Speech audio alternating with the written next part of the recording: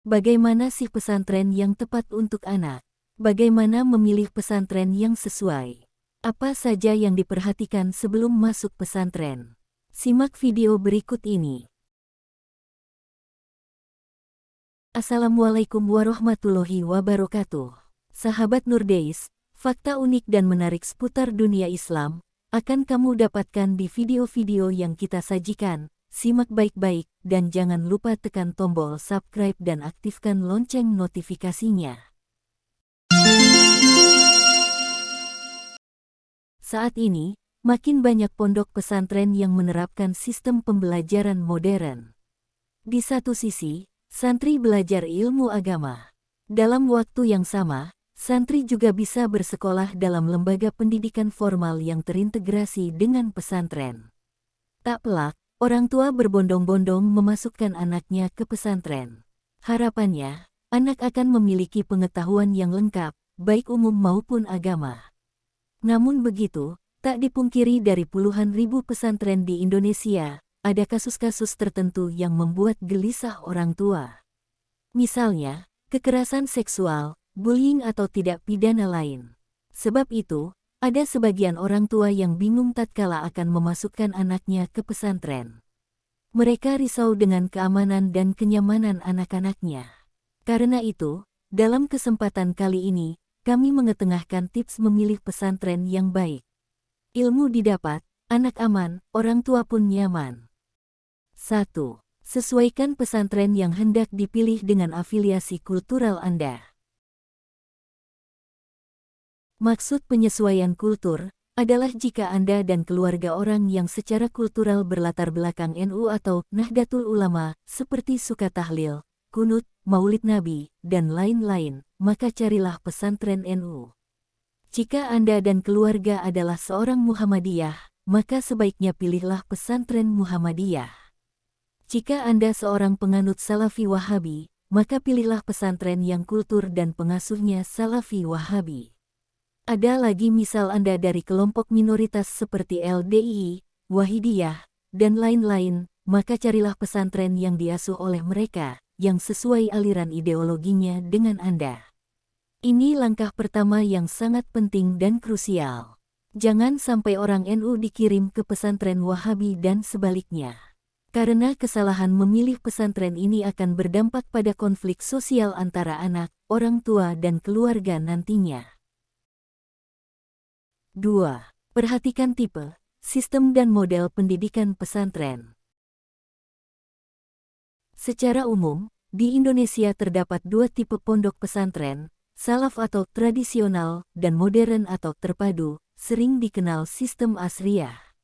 Pondok salaf lebih fokus mengkaji pada kitab-kitab kuning dengan sistem pengajian tradisional, seperti sorogan, wotonan, dan bandongan.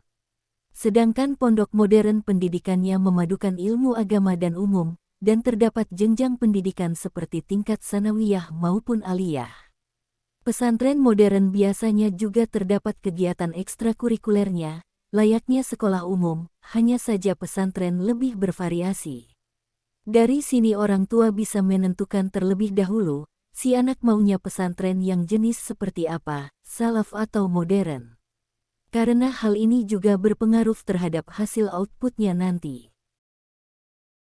3. Perhatikan biaya pendidikannya. Biaya pendidikan adalah salah satu komponen pendukung jalannya kegiatan dan proses belajar mengajar, dan ini merupakan bagian daripada salah satu pengorbanan dalam menuntut ilmu. Setiap pesantren pastinya akan berbeda-beda biaya pendidikannya, tergantung pada sistem, sarana dan prasarana, serta tenaga pendidik yang terdapat pada pesantren tersebut. Maka sebaiknya, para orang tua juga memastikan biaya pendidikan terlebih dahulu sebelum memilih pesantren, sesuaikan kemampuan finansial agar tidak bermasalah pendidikan si anak nantinya. Sebab, tidak sedikit anak-anak putus pendidikannya di pesantren, karena terkendala pada biaya. Meski demikian bagi orang tua yang kurang mampu, tidak perlu khawatir, karena bisa memilih pondok pesantren yang mempunyai program menggratiskan biaya pendidikan bagi santrinya. 4. Sarana dan prasarana pesantren. fasilitas pendidikan juga merupakan salah satu bagian dari penunjang kesuksesan pendidikan anak. Hal ini memang bukan rumus yang baku, karena ada juga pesantren minim fasilitas namun berhasil melahirkan output santri yang berkualitas. Tidak sedikit, para orang tua mengeluh di tengah jalan karena kurangnya fasilitas di pesantren anaknya, dan kerap membanding-bandingkan dengan pesantren lain yang jauh lebih lengkap dari segi fasilitasnya. Padahal, biaya pendidikan yang dikeluarkan tidak seberapa besar dari pesantren yang lebih lengkap fasilitasnya.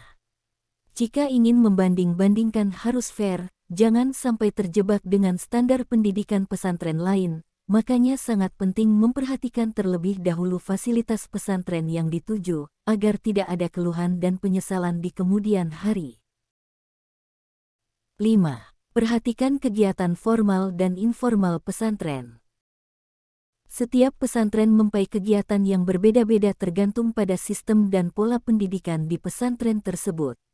Meskipun ada satu dua hal yang sama, biasanya si anak akan memilih pesantren yang terdapat kegiatan yang sesuai dengan minat dan bakatnya, terutama dalam kegiatan ekstrakurikulernya.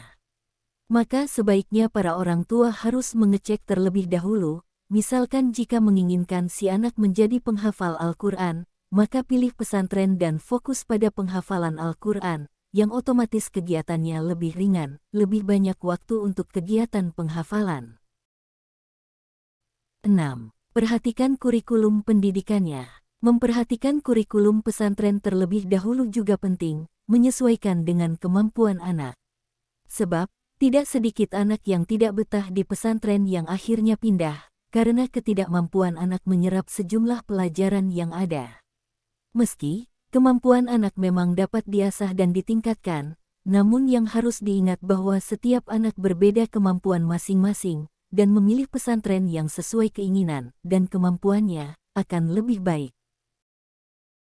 7. Perhatikan letak strategis dan geografis pesantren. Ada dua pertimbangan yang mesti dilihat mengenai letak strategis dan geografis pesantren, ada sisi positif dan negatifnya. Pertama, memilih pesantren yang dekat dan mudah dijangkau, agar mudah mengunjungi anak ataupun mudah menemuinya. Namun memilih pesantren yang dekat kerap kali membuat anak tidak betah di pesantren, karena jadi mudah teringat dengan rumah dan mudah minta izin pulang. Dan fakta di lapangan, santri yang sering izin pulang, lebih dominan tidak bertahan lama di pesantren. Sebab baginya lebih nyaman dan enak di rumah daripada di pondok pesantren. Kedua, memilih pesantren yang jauh dari rumah, dan ini lebih baik untuk membuat anak lebih kuat dan mandiri di pesantren. Dengan catatan orang tua harus siap, harus kuat jauh dari anak, bahkan kalau bisa letaknya melewati kabupaten atau provinsi. Agar si anak tidak sering minta izin pulang. 8. Perhatikan kenyamanan dan keamanan pesantren. Kenyamanan dan keamanan salah satu faktor membuat anak betah di pesantren. Umumnya lokasi pesantren di perdesaan dan terpencil akan lebih nyaman dan asri, sedikit jauh dari perumahan masyarakat, dan ini lebih banyak diminati, sebab tidak terlalu terganggu dengan aktivitas masyarakat. Itulah beberapa tips memilih pesantren yang baik untuk pendidikan anak. Semoga bermanfaat dan dapat segera menemukan pesantren yang sesuai dengan harapan Anda dan keluarga. Jangan lupa klik subscribe dan aktifkan lonceng notifikasinya. Wallahu a'lam bishawab.